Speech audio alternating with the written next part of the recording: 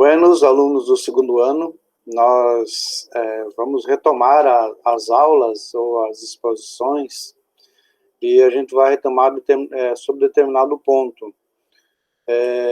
O assunto que nós vimos trabalhando, que era urbanização, que foi, enfim, o que a professora Tamires já trabalhou com vocês, a gente vai dar um ponto final naquele momento ali. Mas não encerra o assunto, porque em geografia a gente nunca encerra a discussão. O que a gente vai fazer é passar por um outro assunto, mas aquele não está esgotado. Sempre que houver necessidade, a gente pode estar retomando e pode estar estabelecendo relações com aquele assunto que nós já trabalhamos. O assunto que a gente vai dar início e que está lá no plano de aula de vocês, se vocês chegarem na escola e pedirem, eu quero ver o plano de aula do professor Francisco, da disciplina de geografia, você vai encontrar lá que um dos assuntos que nós temos que trabalhar no segundo ano do ensino médio é regionalização. Regionalizar. Para que precisa regionalizar o espaço geográfico? Normalmente a gente regionaliza para facilitar a administração do espaço. E aí regionaliza por critérios, inúmeros critérios. E só para nós termos uma ideia, nós vivemos numa região chamada região do Vale do Itapucu. Por que essa região levou o nome do Vale do Itapucu? Porque todas as cidades que estão nessa região são banhadas pelo rio Itapucu. Todas as cidades que estão nessa região do Vale do Itapucu têm nos seus morros ou nas proximidades a Mata Atlântica. Então, são critérios parecidos, isso é um critério natural. O morro são regiões de morros, são regiões cobertas pela Mata Atlântica, são regiões banhadas pelo rio Itapucu. Logo, o rio deu um nome para a região do Vale. Né? Todas essas regiões têm, economicamente, a sua economia voltada para a metalmecânica e indústria têxtil e indústria alimentícia. Todos têm indústria metalmecânica, indústria têxtil e indústria alimentícia. Guaramirim, Jaraguá, Xereda, Massaranduba, São João do Itaperiú, Massaranduba e Barra Velha. Todas essas cidades, 7 cidades que eu citei, têm essas características econômicas. Lá na agricultura, banana e arroz. Todos têm isso. Certo? Então, isso são critérios que levam a agrupar essa região. Então, os critérios, nesse caso foram critérios econômicos, critérios naturais e ainda pode ser critérios culturais. Enfim, então a proposta é nós falarmos sobre regionalização. Para falar sobre regionalização, eu vou projetar uma série de slides aqui que vai nos ajudar a entender um pouco o que é esse processo de regionalização. Então, nós temos 2 mapas aí, né? 2 mapas, onde nós temos o primeiro mapa aqui, no Brasil, na regionalização que nós temos hoje, né? A região norte, região nordeste, região centro-oeste, região sudeste e região sul. Essa é a atual regionalização proposta pelo IBGE. Aqui do lado nós temos um mapa do Brasil também, do desenhista Percival. Ele fez isso em 56.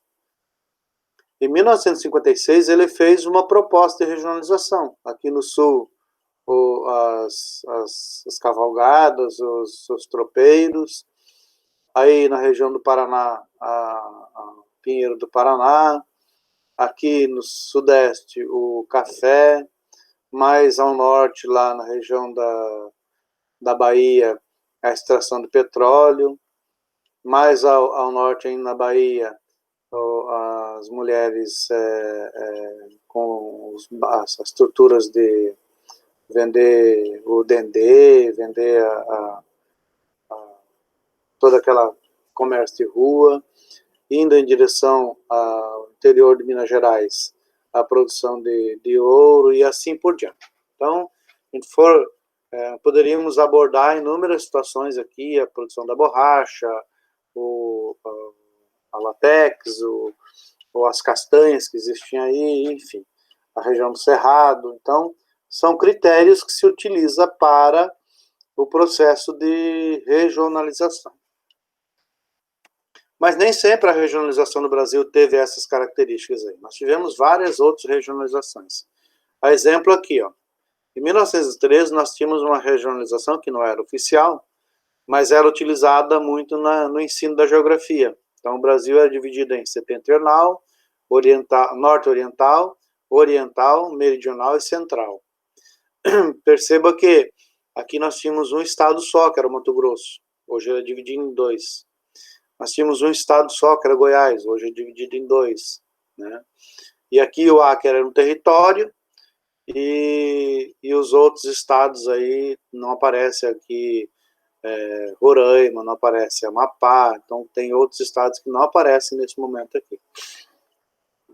E houve outros momentos que houve outras divisões aqui, então o Brasil era dividido em 5 regiões, essas que já foram nominadas. E o critério que era utilizado para regionalizar era o critério clima, vegetação e relevo, certo? Lá em 1940, nós tínhamos uma divisão que já era oficial. O IBGE já tinha classificado, já tinha feito uma divisão e tinha essa característica aí, né? Então, aqui já tem, não aparecem ainda esses estados do norte aqui, mas o território do Rio Branco, o território do Acre já tem uma base, uma capital, que era Rio Branco. E aí todos os outros estados com as suas divisões. Aqui não aparece ainda a divisão Mato Grosso do Sul e nem o Tocantins, né? Então, esse o conceito baseado que fazia divisão aqui eram os elementos naturais, fundamentados nos elementos naturais, principalmente clima, relevo e vegetação. Aqui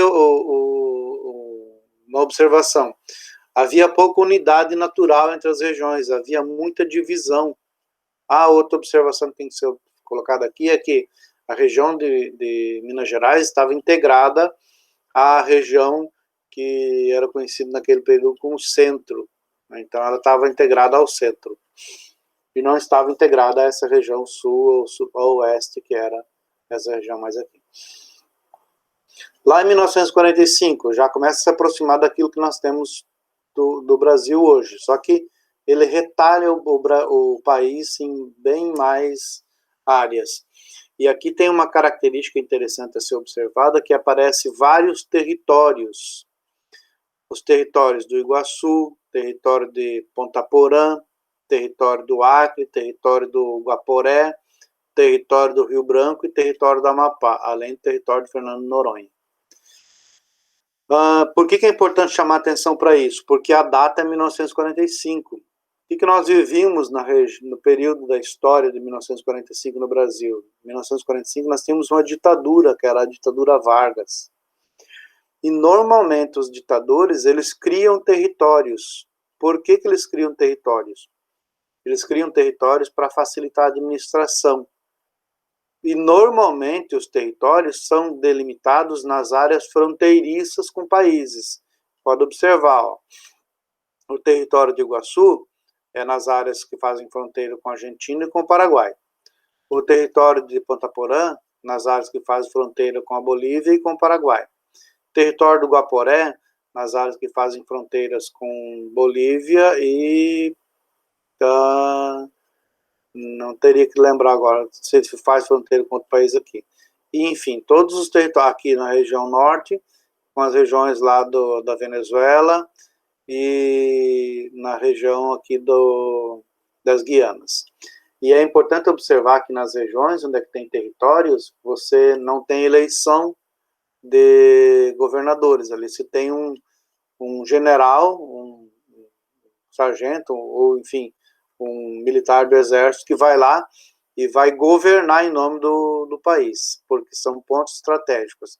E normalmente nas regiões onde tem território, são regiões onde tem conflitos pelo espaço territorial. Então, colocar o termo território do Brasil é para determinar para o Brasil e para o país vizinho que aquele espaço territorial tem dono. Então, em 1945, como nós tínhamos um ditador e tinha a possibilidade de conflitos territoriais com os vizinhos, determina-se territórios aqui. É isso que acontecia nesse momento da história. 1970, aí já tem uma outra característica. Nós estamos vivendo também, aí é bom observar, nós estamos vivendo também um momento da história em que o Brasil está vivendo outra ditadura, que era a ditadura militar, que começa lá em 64. 64, isso. E de novo nós temos territórios, ó, o território de Roraima, né, da Rondônia, o território da Roraima e o território da Amapá. 3 territórios de novo. O território continua o território de Fernando de Noronha. Aqui é interessante observar que permanecem ainda esses 2 espaços territoriais e já aparece uma cidade aqui que ganha importância, que é Brasília. Por quê? Porque Brasília passa a ser a capital do Brasil. Ela é deslocada aqui da região do Rio de Janeiro e vai para a região central do Brasil. Mas perceba que nós já temos a definição de uma divisão territorial onde é muito parecido com o que nós temos hoje. O que vai diferir é essa região aqui, ó. Se você observar o Tocantins, que é esse pedaço norte do Goiás, ele passa mais tarde para a região norte. Depois, quando a gente for observar ele lá, eu vou dizer por que ele passou para a região norte. E aqui nós não temos ainda a divisão do Mato Grosso e do Mato Grosso do Sul. Né? Mas as regiões já estão definidas, ó, Sul, Centro-Oeste, Sudeste, Nordeste e Norte. Já está definido como nós conhecemos hoje. O único espaço que está diferente aqui é o Tocantins, que depois ele vai para o Norte. Que é essa divisão aqui, ó, que é a divisão que acontece em 1988, com a Constituição de 88, e aí ela aparece de forma oficial para nós, o IBGE oficializa ela, regulamenta ela numa lei, a partir de 1990. E se observarmos aqui, a gente já tem a divisão do Mato Grosso do Sul, que ela acontece em 1977. Não tem mais os territórios da Roraima nem do Amapá, não tem território nenhum, né, porque a gente já não está mais num período ditatorial. O estado da Guanabara, que era a capital do Brasil, já não é mais, é lá na região de Brasília agora. E o Tocantins passa para a região norte. A curiosidade que se observa aqui, e a pergunta que poderia vir, é por que o Tocantins, que antes estava na região centro-oeste, agora passa à região norte?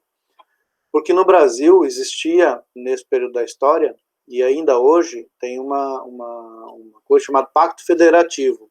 O Pacto Federativo, que é, inclusive, motivo de conflitos no Brasil, principalmente por aquele movimento idiota que tem no Brasil, que é o Sul é meu país. Um movimento burro que fica brigando contra a Constituição. Ele briga exatamente contra o Pacto Federativo. No Pacto Federativo existe lá umas cláusulas que diz que aqueles estados que estão menos desenvolvidos têm que receber mais verba do Pacto Federativo para se desenvolver igual aos outros. E aí o que acontece? A região norte, ela é menos desenvolvida, então ela recebe mais verbas.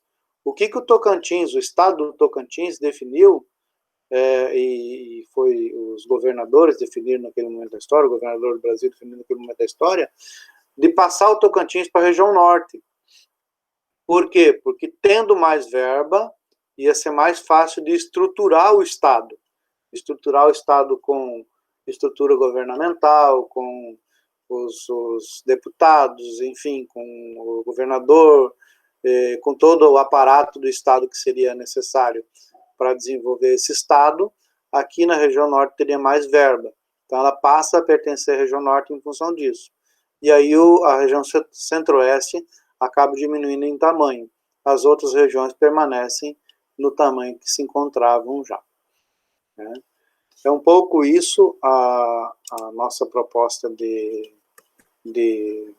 da aula de hoje, da regionalização, falando desse conceito que é importante nós entendermos para não fazer confusão quando nós olhamos para o mapa do Brasil. Então, regionalização é isso, se regionaliza para facilitar a administração e se regionaliza por critérios. E o Brasil nem sempre teve a cara que tem hoje, ele teve várias outras regiões, vários outros processos de regionalização. Há ainda, mas isso é proposta para outra aula, as regiões geoeconômicas, que tem o proposta do Milton Santos e proposta de um outro geógrafo lá, que eu não lembro o nome agora. Eles propõem regionalizações diferentes, que não são oficiais, mas que na prática acontecem. Mas isso a gente aborda lá na próxima aula. Um grande abraço, ficamos por aqui e espero vê-los em breve, acabando dessa pandemia.